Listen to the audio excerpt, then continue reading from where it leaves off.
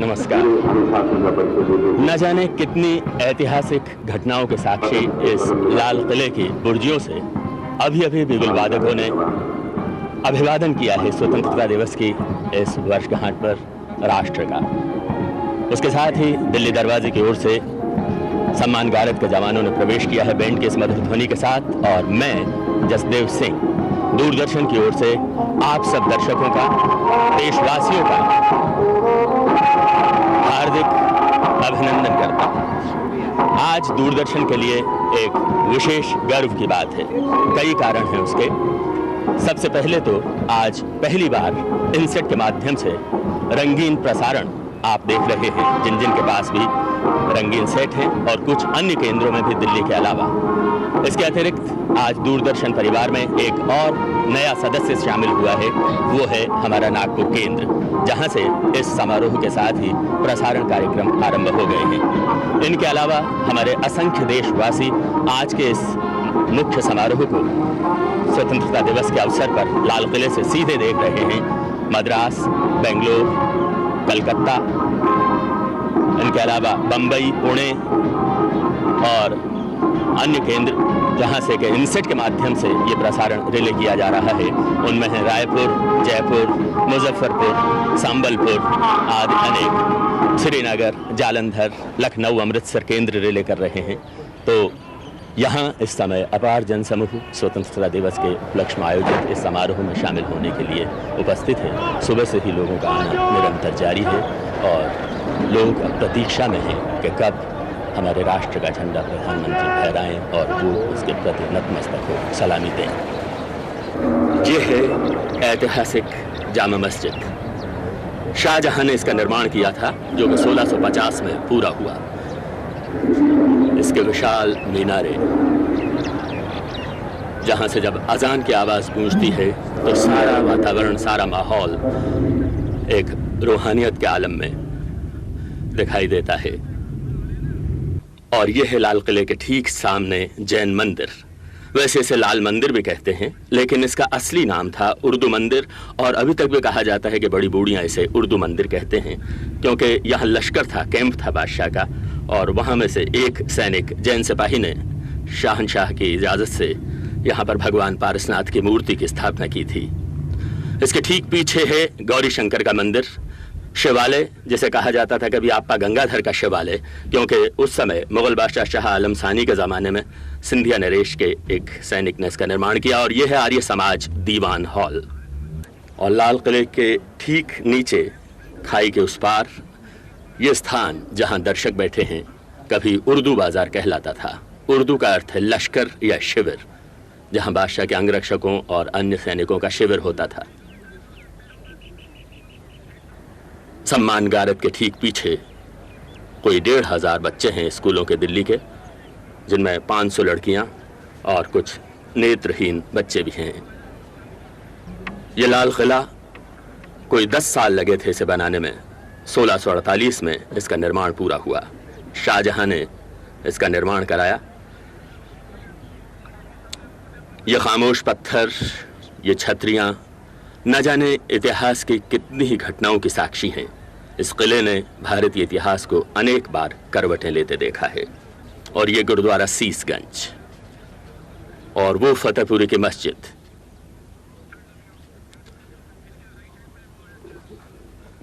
ये सब धार्मिक स्थान भारत की धर्म निरपेक्ष नीति का जीता जागता सबूत है। किसी शायर ने शायद इसी को देखकर कहा था, मैंने एक काबा बनाया है अजब अंदाज का, मैंने एक काबा बनाया है अजब अंदाज का, जिसमें नाक़ुस व अज़ां की एक ही आवाज़ है। ऐसा काबा, ऐसा पवित्र तीर्थ स्थान जहाँ शंख और अज़ान की ध्वनि एक हो जाती हैं। और भारत जिस शांति और धर्म निरपेक्षता का लंबरदार है। चांदनी चौक सामने। और ये हैं सम्मान गार्ड के जवान, संख्या में 200, 50-50 थल सेना, वायुसेना, नौसेना, और उनके अलावा 50 हैं दिल्ली आर्म पुलिस के। और ठीक पीछे नेशनल कैडेट कोर के लड़के और लड़कियां हैं, सीनियर और जूनियर डिवीजन से, जो कि बैठे हुए हैं।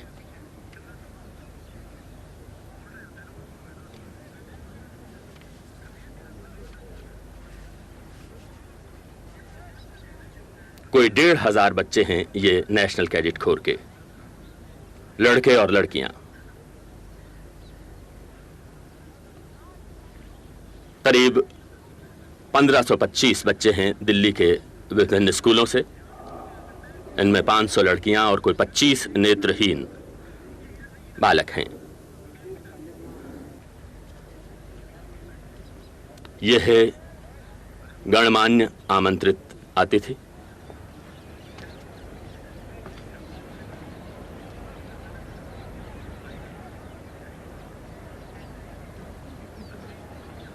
दिल्ली में आज खासी उमस भरी गर्मी है। राजनयिक प्रतिनिधि राजधानी में अन्य देशों के,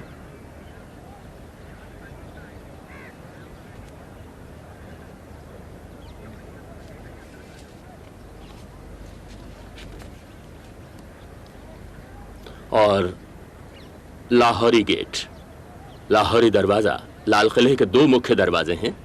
यह है लाहौरी और एक बाईं ओर दिल्ली दरवाजा कहलाता है। ये वो इमारत है जिसने अतीत की कितनी ही यादें अपने हृदय में संजो रखी हैं। लाल किले के इन खामोश पत्थरों ने न जाने कितनी बार इतिहास को करवट लेते देखा है। लाल किला जो कि कभी एक तंत्रीय शासन का केंद्र था, अब भारतीय लोकतंत्र का प्रतीक बन गया है।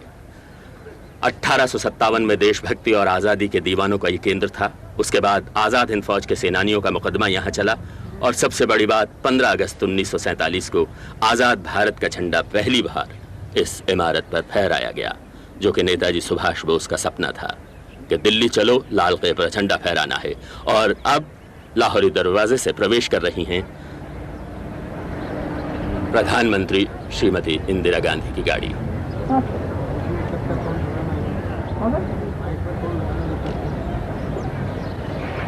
और लाहौरी दरवाजे से बाहर का दृश्य।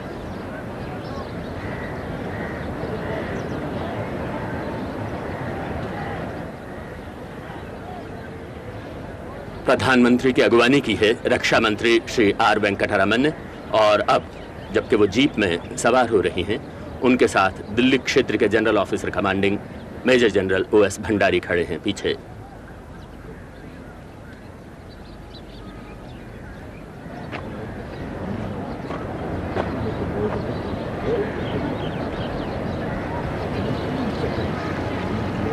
जीप के बाईं ओर लाल किले की खाई है, ये जो आपको नजर आ रही है।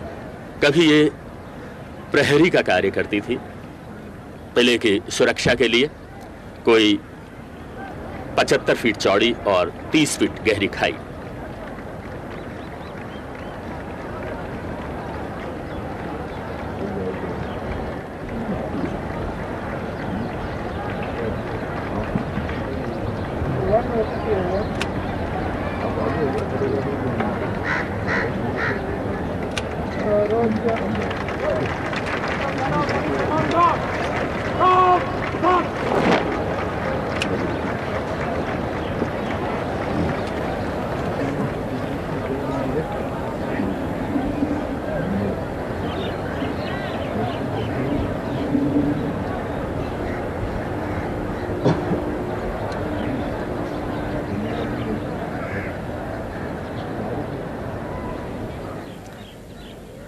सम्मान गार्ड के कमांडर हैं नौसेना के कमांडर SN चोपड़ा।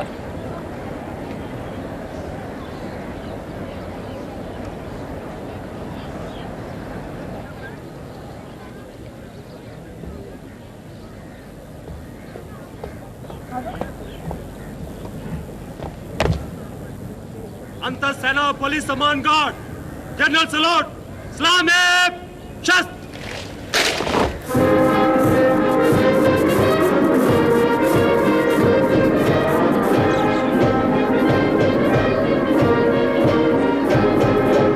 अंतर सेना पुलिस सम्मान गार्ड बाजोब शस्त्र। कमांडर SN चोपड़ा प्रधानमंत्री से निवेदन करेंगे। अंतर सेना पुलिस सम्मान गार्ड आपके निरीक्षण के लिए तैयार है महोदय।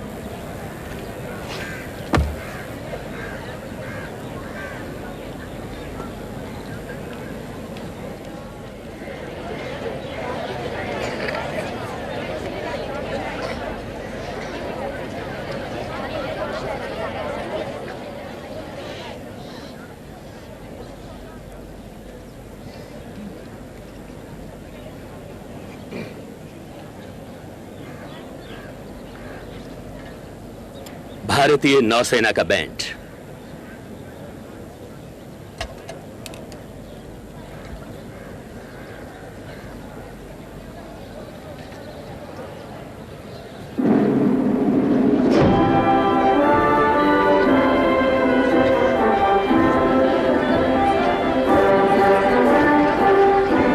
यह है थल सेना की टुकड़ी।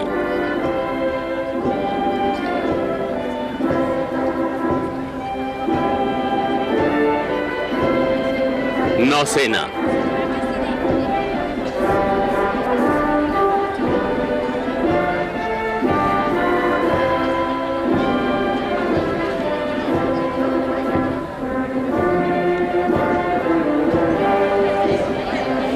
वायुसेना के जवान।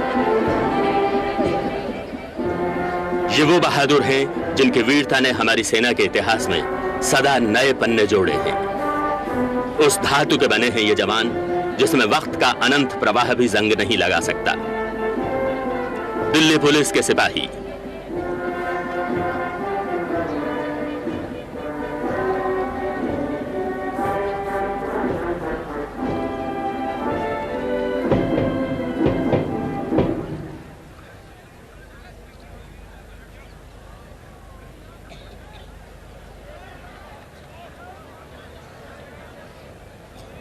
प्रधानमंत्री के साथ दिल्ली क्षेत्र के general officer commanding major general OS Bhandari हैं।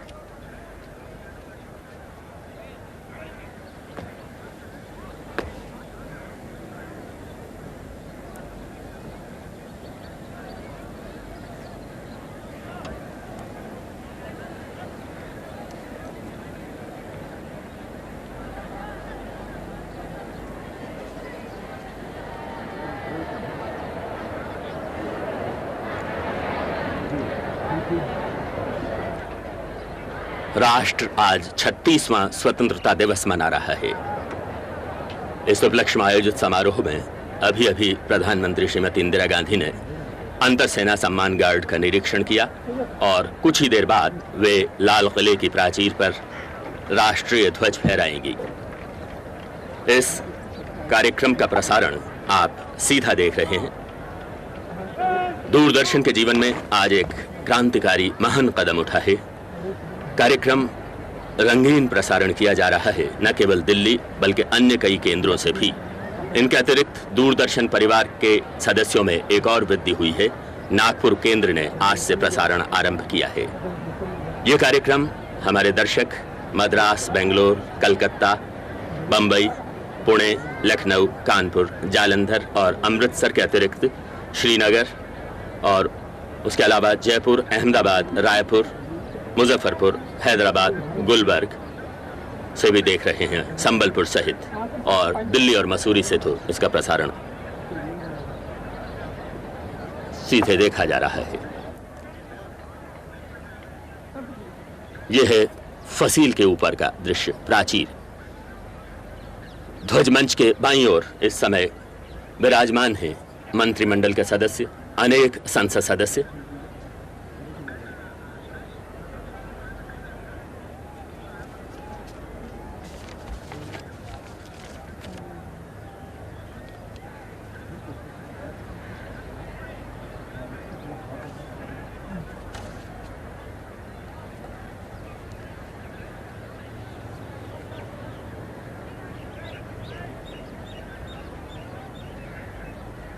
और ध्वज मंच के दाईं ओर का यह भाग है जहां राजधानी में अन्य देशों के राजनयिक प्रतिनिधि बैठे हुए हैं।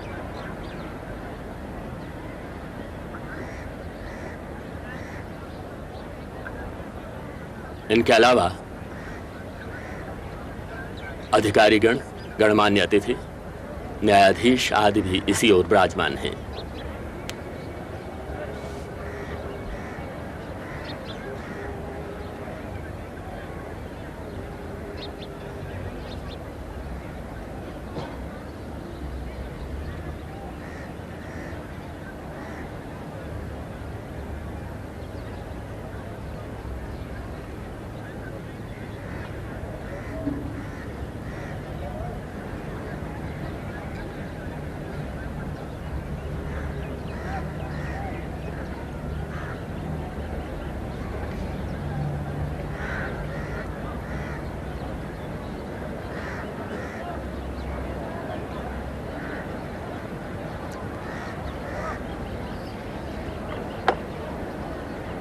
प्रधानमंत्री जी अब प्राचीर पर पधार आई हैं।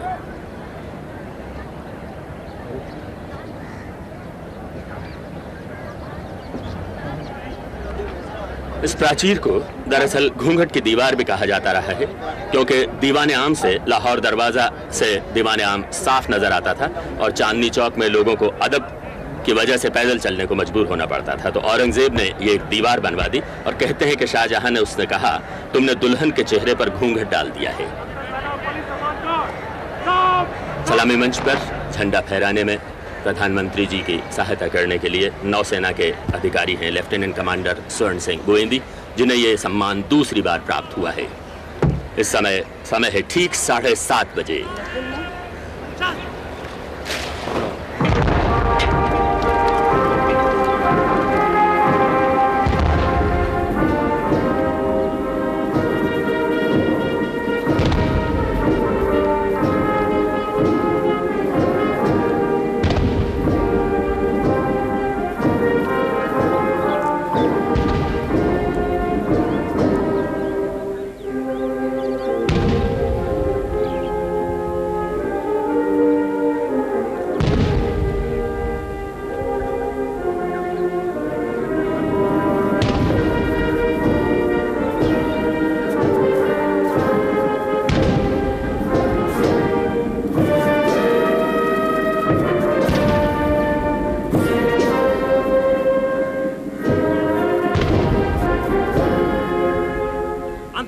पुलिस सम्मान गार्ड 21 तोपों की सलामी दागी जा रही है। तोपों की इस गगन भेदी गर्जना में भारतीय गणतंत्र और स्वाधीनता का जय जयकार निहित है। मैदाने चलेगा।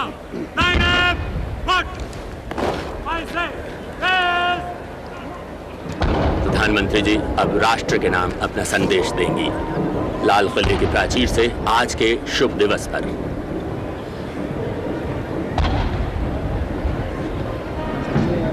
सम्मान गार्ड स्थान को लौट रहा है।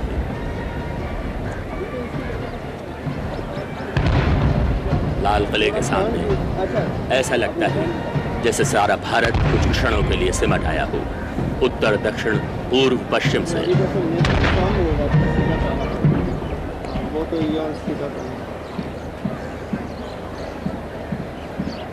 What time do I finish? कितना सेंसिटिव है ये, कितने दूर तक का ले ले?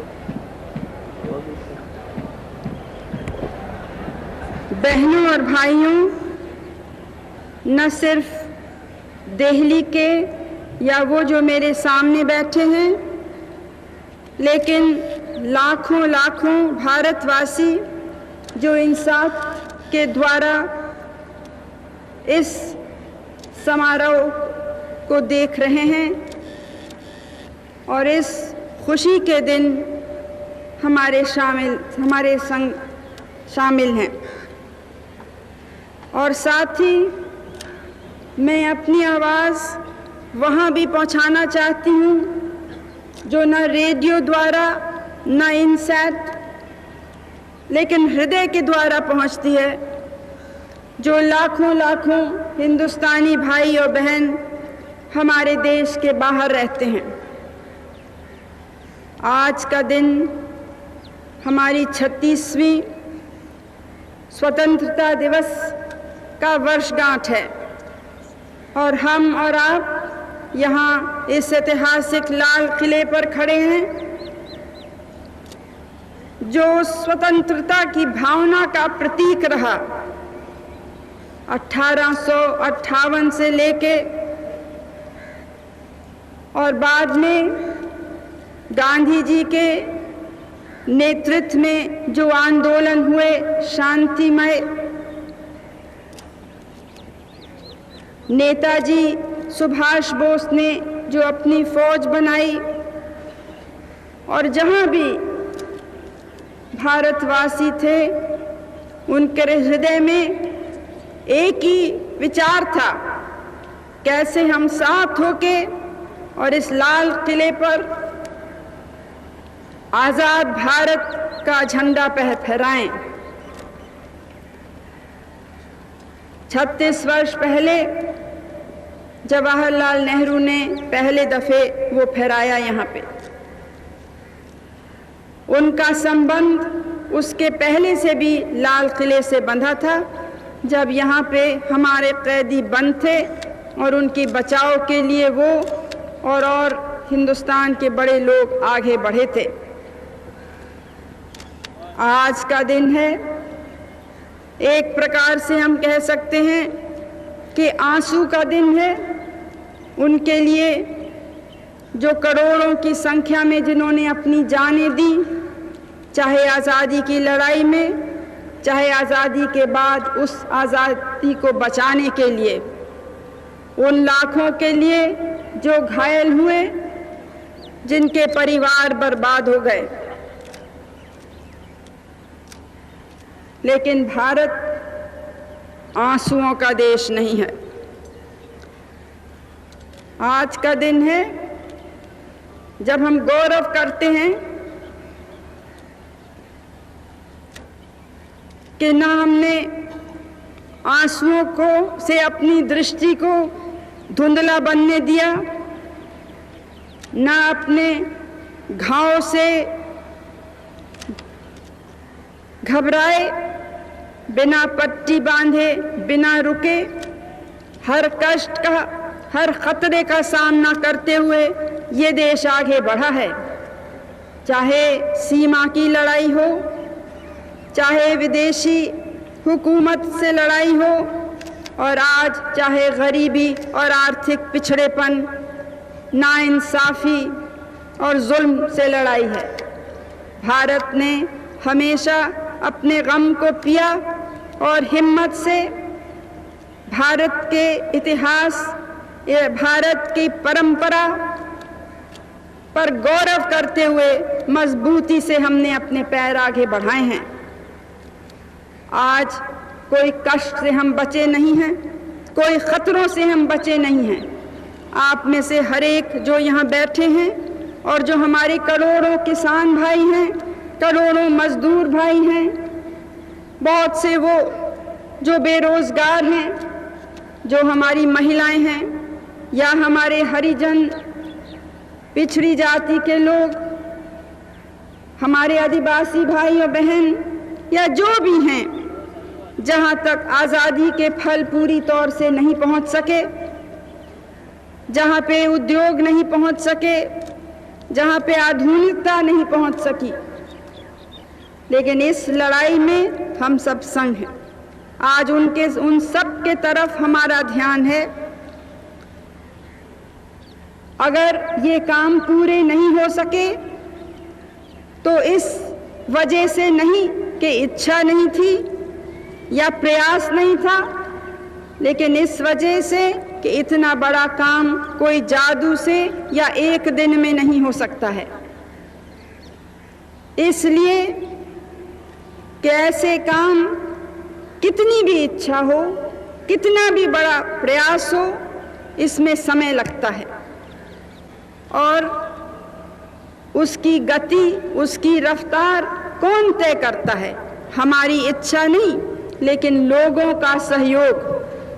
अगर लोग साथ खड़े रहेंगे, अगर लोग वो गुण दिखाएंगे जो उन्होंने आज़ादी की लड़ाई में दिखाए, या हमारे ऊपर हमला होता है तो एक होके खड़े हो जाते हैं, हमारे बहादुर अफसरान और जवानों के पीछे, हमारी सेनाओं के पीछे, अगर वो भावना इस गरीबी की लड़ाई में भी, इस भारत को ऊपर उठाने की लड़ाई में भी वो दिखाएं, तो हम और तेजी से आगे बढ़ें।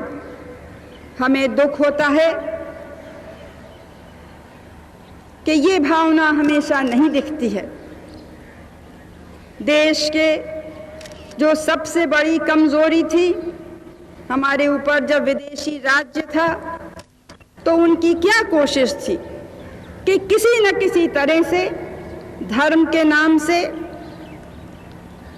या कोई और कारण हमारे बीच में मतभेद डालें, जिसमें जो ये सेना थी, शांतिमय सेना, गांधी जी की सेना, आज़ादी के स्वतंत्रता सैनिकों की सेना, ये दुर्बल हो जाए, उनके जाल में हम नहीं फंसे। बीच बीच में होता रहा कुछ न कुछ गड़बड़, दंगे भी हुए, लेकिन आमतौर से हम अपने चुने हुए रास्ते पर आगे बढ़े। जब आगे बढ़ते हैं किसी यात्रा पर तो बहुत से रास्ते दिखलाई पड़ते हैं, कुछ बड़े, कुछ पगडंडी, और हर समय हमें चुनना होता है कि किस रास्ते पे अपने पैर आगे बढ़ाएंगे। हमारा जैसा देश जो इतनी गरीबी में था, इतना दबा हुआ था और डरा हुआ भी था एक समय, उसके लिए बहुत से रास्ते सामने नहीं हैं। वास्तव में तो एक ही रास्ता है, वो एकता का रास्ता है जो कौम को, समाज को, देश को मजबूत करे, जो खतरे से नहीं डरे, जो कष्ट से नहीं डरे। कष्ट आज़ादी के पहले भी थे और बहुत से आज हमारे सामने लोग बैठे हैं और देश में हैं जो आज़ादी के बाद पैदा हुए, जिनको कल्पना भी नहीं है कि किस प्रकार से अपमान होता था और गरीबी का सच्ची चित्र क्या है, उसका वो सोच भी नहीं सकते हैं। आज गरीबी देश में है, लेकिन साथ साथ मध्यम वर्ग मजबूत हुआ है, संख्या में भी, और उसकी ताकत भी बढ़ी है।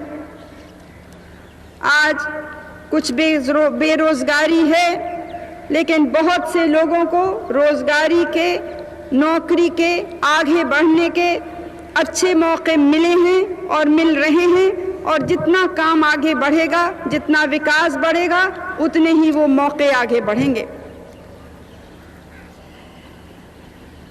हमारे देश में जहां हमें हाथ भीख मांगने के लिए लंबा करना पड़ता था, आज हम अपने देश में वो अनाज पैदा कर सकते हैं, लेकिन काफ़ी नहीं है। जनसंख्या भी बढ़ रही है, ज़मीन की भी ज़्यादा ज़रूरत है, अनाज की भी, शिक्षा की भी, स्वास्थ्य के प्रबंध की, और बहुत सी चीज़ें जिनको पहले हम सोच भी नहीं सकते थे। आज वो सब चीज़ें आवश्यक वस्तु हो गई हैं हर एक व्यक्ति के लिए, हर एक परिवार के लिए। और हमारी कोशिश है कि ये सब जो भी हमारे पास थोड़ा भी हो, उसका बंटवारा इस प्रकार से हो कि किसी को चाहे कष्ट हो, कमी हो, लेकिन बेइंसाफी कम हो, न्याय अधिक से अधिक लोगों को मिले।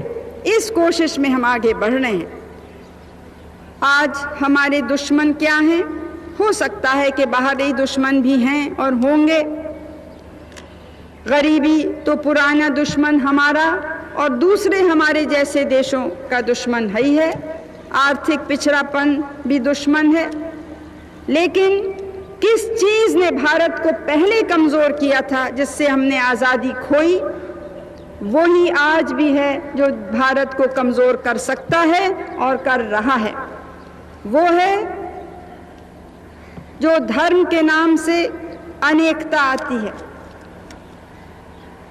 वो है जो भाषा के नाम, प्रांतीयता के नाम, जातिवाद को लेके आपस में भाई भाई के बीच में नकली दीवारें खड़े करते हैं। मैं आपसे पूछती हूँ, मेरे भाई और मेरी बहनों और प्यारे बच्चों, कौन देश है जो बिना एकता के, बिना कड़ी मेहनत के आगे बढ़ सका है? हम चाहते हैं हमारी सेनाएं मजबूत हों। किस लिए? किसी पे हमला करने के लिए नहीं, हम अपनी सीमाओं को बचाने के लिए, अपने देश को सुरक्षित रखने के लिए।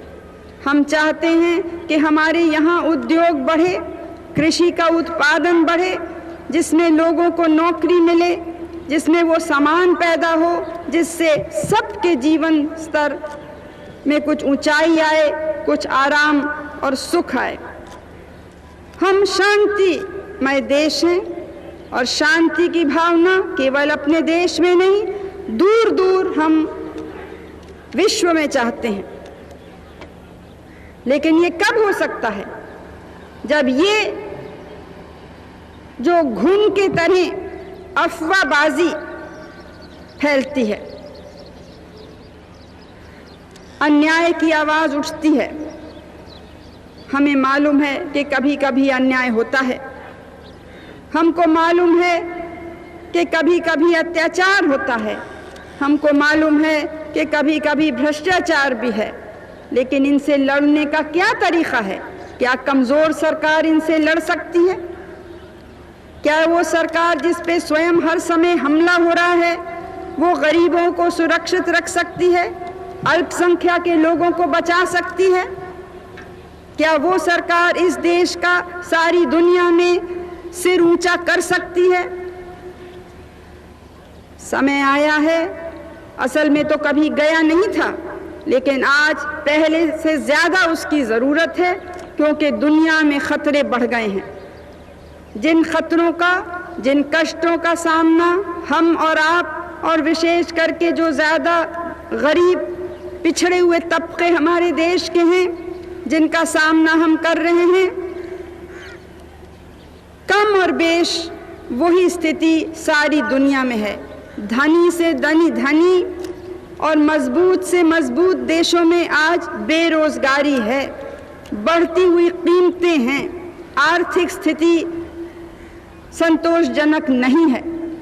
बहुत से देश जाने का मुझे मौका मिला है, और जहाँ नहीं भी मैं पहुँचती हूँ या हमारे दूसरे मंत्रीगण नहीं पहुँचते हैं, उनकी भी खबर तो हर समय आती है। हर एक के मन में चिंता है, लेकिन इन सब चिंताओं के ऊपर एक बहुत बड़ी चिंता है कि ये हमारी मनुष्य जाति जिसने ज्ञान अपना बढ़ाया, अपनी क्षमता बढ़ाई, ये किधर जा रही है? क्या ये खुदकुशी करने जा रही है, या इस सुंदर हमारी इस पृथ्वी को समाप्त करने जा रही है? ये प्रश्न अब अधिक से अधिक लोग सोच रहे हैं, और दुनिया की राजधानियों में और दूसरी नगरियों में इसके आंदोलन, इस पर लिखा, इस पे बोला जा रहा है। 3 बड़े खतरे हैं। एक तो जो औजार, हथियार बुरे से बुरे प्रकार के जो मनुष्य जाति को, उसकी इमारतों को, उसके शहरों को, उसके खेतों को बर्बाद करते हैं, वो हथियार बहुत बड़ी तरह से जमा किए जा रहे हैं देशों में। दूसरे, जो अमीर और गरीब देशों के बीच में अंतर बढ़ता जा रहा है। हमारे देश में और गरीब देशों में भी ये अंतर है, हम किसी से ये छुपाते नहीं हैं, लेकिन हम कम से कम उस कोशिश में लगे हैं कि समाजवाद के तरफ हमारा देश जाए। और हमारे समाजवाद का मुख्य माने ही ये हैं कि ये अंतर कम हो, बराबरी ज़्यादा समाज में आए, और आज़ादी के फल घर घर और हर एक व्यक्ति तक पहुँचें।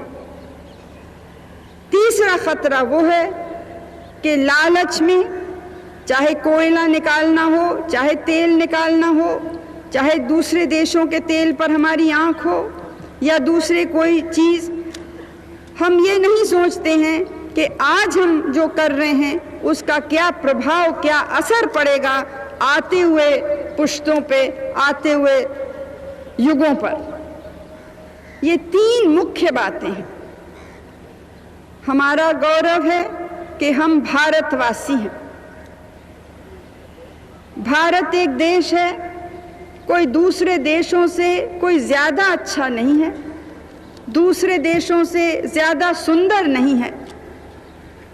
क्या इसकी महानता रही है, क्या इसके गुण रहे हैं जिसने इसको सदियों नहीं हज़ारों साल से बचाया रखा है, और हर कष्ट का सामना करने को हमारी गरीब जनता को क्षमता और ताकत दी है? वो है हमारी पुरानी परंपरा के जो ऊंचे आदर्श थे। भारत ने इंसान होते हुए व्यक्तिगत रूप से चाहे हजारों गलतियां की हों, लेकिन हमेशा हमारी आंख एक ऊंचे ध्येय पर रही है, और वो केवल भारत की एकता नहीं, लेकिन तमाम जितने प्रश्न हैं उनको हमने एक बहुत सारी मनुष्य जाति को देखते हुए उसमें हम उसके ढांचे में हमने उसको देखते हैं। भारत की परंपरा रही है शांति की, एक दूसरे की विचारधारा को बर्दाश्त करने की, सब लोगों को संग लेके चलने की, और केवल मनुष्य को नहीं, जानवरों को, पौधों को, ये रही है हमारी परंपरा। चाहे आप गौतम बुद्ध की शिक्षा को देखें, चाहे आप सिखों के बड़े गुरुओं की शिक्षा को देखें, चाहे आप सम्राट अशोक ने जिस प्रकार से अपना संदेश सारे देश में फैलाया, या अकबर बादशाह ने जिस तरह के हर धर्म के लोगों को अपने दरबार में लिया और उनके विचारों से लाभ उठाया, इस देश को मजबूती दी, चाहे फिर आज श्री अरबिंदो की वर्षगांठ भी है। कहीं दुनिया में होता है कि एक बड़ा क्रांतिकारी जो एक समय हिंसा में मानता था, वो वो विचार रखते हुए, आजादी का प्रेम रखते हुए आध्यात्मिकता के तरफ भी मुड़े और देश का मनोबल कैसे ऊपर करे, देश की अंदरूनी शक्ति है उसको कैसे बढ़ाए, उसके तरफ भी ध्यान दे। और फिर गांधी जी, जिन्होंने वो मूल्य जो सब धर्मों में पाए जाते हैं, भाईचारे के, शांति और मैत्री भावना के, उनको और अहिंसा के, उनको आज़ादी के लड़ाई के औजार बनाया। हम आज़ादी के लिए लड़ रहे थे, हमारे पास बंदूक और तोप नहीं थी, हमारे औजार थे हमारी एकता, हमारा देश प्रेम और हमारा अपने ध्येय के तरफ लगन और निष्ठा। वो औजार क्या हमने खो दिए हैं? क्या आज वो देश प्रेम नहीं है? क्या आज हम तैयार नहीं हैं वो कुर्बानी देने को? आजकल बहुत से बच्चे मेरे सामने बैठे हैं, बहुत से बच्चे, बहुत से नौजवान मेरी आवाज़ सुन रहे होंगे, उनसे मेरी पुकार है। लेकिन आप सब जो बड़ी उम्र के भी हैं, कुछ को पुराने दिन याद हैं और कुछ ने शायद नहीं देखे, लेकिन हमको एक सूत में बंधना है, देश प्रेम के लिए, देश की शक्ति के लिए। जो प्रांतीयता बढ़ रही है, जो राजनीतिक लाभ के लिए लोग धर्म का नाम लेते हैं या समाज का नाम लेते हैं या भाषा का नाम लेते हैं या जाति का नाम लेते हैं, वो देश की भलाई नहीं चाहते हैं।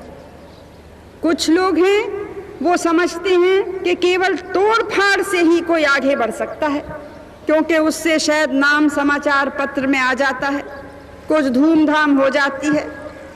लेकिन हमको धूमधाम चाहिए या हमको अपने देश को मजबूत बनाना है? हमको अपना नाम अखबार में लाना है या हमको अपने देश को चमकाना है? ये आज आप सबको चुनना है। और मुझे विश्वास है कि जैसे बच्चों ने और बड़ों ने आज़ादी की लड़ाई में और जब भी हमारे ऊपर हमला हुआ है उसका मजबूती से सामना किया है, आज वही शक्ति उनके भीतर है। आज जो भारत के प्राचीन मूल्य हैं उनको हमको मजबूत बनाना है। हम भारतीय नागरिक हैं और हम में से किसी को कभी न वो काम करना है, कभी न वो शब्द बोलने हैं, न कभी वो विचार भी करना नहीं है जिससे भारत माता का सिर झुक सकता है।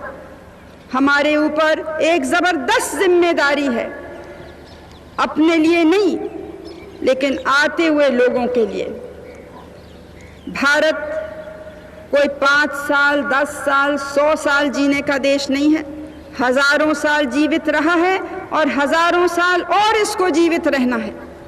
इसके लिए आज हमको अगर तत्काल में त्याग करना है, भविष्य के लिए, उस त्याग के लिए, उस सेवा के लिए मैं आपको पुकार देती हूँ। और मुझे पूरा विश्वास है कि इसमें हम और आप, कुछ भी हमारी विचारधारा हो, राजनीतिक मतभेद हो या दूसरे मतभेद हो, एक होके हम भारत के सैनिक बने। हम वर्दी नहीं पहनते हैं, जो वर्दी पहनते हैं उनका हम आदर करते हैं और उन पर हमारा गौरव है, लेकिन हम उनसे कम सिपाही नहीं हैं इस भारत को आगे बढ़ाने की लड़ाई में। तो फिर से मेरी यही प्रार्थना है कि हम एक हों, हम मजबूत हों, हम जिंदा दिल से और हंसते हुए, खुशी से, कष्ट को सहते हुए हम आगे बढ़ें, इस सुंदर देश को और सुंदर बनाएं, इसको साफ करें। जो भी इसमें गंदगी है, चाहे सड़क की गंदगी हो, घर की गंदगी हो, दिल के अंदर गंदगी हो, हर एक को जिम्मेदारी स्वयं लेनी है। हमारी आदत हो गई है कि दूसरे को दोष दें, दूसरा गलत काम कर रहा है। हर एक अपने दिल से पूछे कि क्या हम ठीक काम कर रहे हैं कि नहीं, क्या हम उस गलत काम को रोकने के लिए अपनी पूरी ताकत लगाने के लिए तैयार हैं कि नहीं। छोटा सा छोटा आदमी हो, बड़ा सा बड़ा आदमी हो, ये हमें सोचना है। और ये सोचेंगे और हर एक अपने में परिवर्तन ला सकेगा, तो फिर क्या समाज में परिवर्तन नहीं आएगा, क्या देश में परिवर्तन नहीं आएगा। ये है एक प्रश्न जो आपको अपने हृदय से पूछना है। तो फिर से आप सबको ये दिन मुबारक हो और उसकी खुशी में आप तैयार रहें हर कष्ट, हर भय का सामना करने को और अपनी पूरी ताकत लगाने को, इस भारत की एकता को मजबूत करने को, इस भारत को दुनिया में चमकाने के लिए। मैं आपको धन्यवाद देती हूँ और सबको अपनी शुभकामनाएं देती हूँ।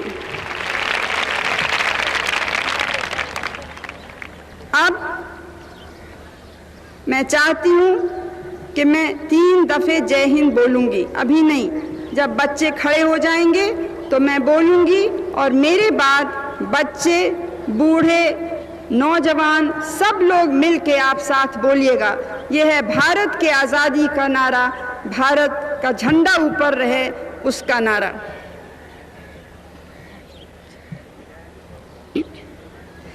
जय हिंद।